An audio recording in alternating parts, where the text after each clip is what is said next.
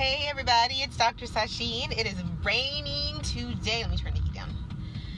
It is raining today in the beautiful northeast corner of the United States. My hair is looking pretty cute though, so I'm going to have to deal with the rain.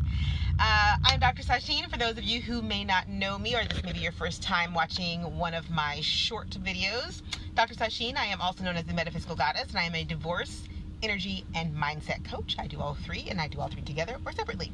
And I'm here today to talk about this concept of humility and being humble in your relationships, and how the pull to be humble is actually really bad for your relationship. So I come from a background in my past where I spent a lot of time amongst people where the concept of humility is taught pretty regularly.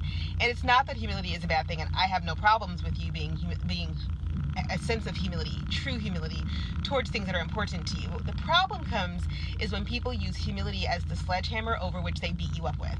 And what happens in a lot of relationships is that people have been taught, well, it's better to be humble and to not, want too much or need too much, because then you're always going to be disappointed. That is the worst advice that we give to people, and we give it to them all the time. Don't want too much. Don't need too much. Be happy with whatever you're getting. Be happy with less. Be more willing to compromise and be more willing to take the back seat in order to keep the peace. Well, you know what keeping the peace gets us? A 55% divorce rate on first marriages. That's what keeping the peace does, because you're not really keeping the peace. What you're simply doing is saying, I'm not going to fight for anything because that would appear like I want something. Let me say that again. It says to the universe and to the people around you, I'm not going to fight for anything. And that gives the appearance that you actually want nothing, because you're not willing to get out from behind humility and actually fight for it. The reality is a relationship is based on how much you are willing to give, but also how much you're willing to receive. And how do you know what you're willing to receive, or what you need to receive, if you are locked behind this wall that says, well, if I just don't ask for too much, sorry, there's a slurry of cars coming in all of a sudden. If I just don't ask for too much, then potentially I'll be happy with whatever I'm given. That is the biggest crock of shit I've ever heard in my entire life. And unfortunately, though, it is a crock of shit that many people buy, especially women. If I don't ask for too much, then whatever I get, and I'm appreciative of whatever I get, and I show enough humility, then he or she will figure out what I need, and they'll give that to me eventually. No, they won't. They'll look at it like, well, you didn't ask for it, so I'm not going to give it to you. And I'm not talking about if you're married to a classic narcissist. I'm talking about average, everyday relationships where one person is not a raving narcissistic lunatic and one person isn't a complete and total bitch. I'm talking about average daily relationships where a mantra, a self-script is running through your head of, well, if I just keep the peace and I just don't want as much, then I won't be disappointed in this relationship, and therefore we can be married for 50 years and that's really what I want. You can be married for 50 years, but here's what's going to happen. I see on Facebook and social media all the time this, oh my God, I can't believe this couple that's been married for 30 years got apart. They must not have worked hard for it. Or I can't believe that after 10 or 15 years they're getting a divorce. That people just give up on love too fast. People don't give up on anything. People stop fighting for things that they don't want anymore. That's when relationships begin to die. And the first place that we stop fighting is when we decide that instead of fighting, we're going to be humble and go, well, I don't really, it's better for me to just accept this and not say, hey, you know what? I think we need to reach some kind of compromise that makes us both happy.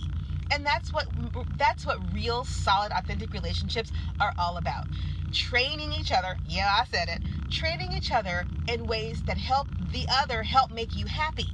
They're not responsible for your happiness, but they sure as hell are there to help make you happy. And if you decide that your happiness is really not important because to want is to somehow make you the center of attention, why the fuck wouldn't you want to be the center of attention? We see all these memes and we have all people, the romance novel industry, even through every recession, is still a billion-dollar industry. Why? Because women and men want the romantic idea that someone gives us enough of a passionate fuck about them that they're willing to move mountains, go off into the wilds of Montana, wherever these romance novels are being set. They're willing to do all these crazy, grandiose things to show how passionately they want to be with them. And then in our lives, we go, well, passion's fine, but it's not really important. And what I need is fine, but what's most important is the sanctity of keeping the peace. If that's how you're living, of course you're in a bad relationship. And bad relationships don't manifest overnight. It takes years sometimes for the badness to come up.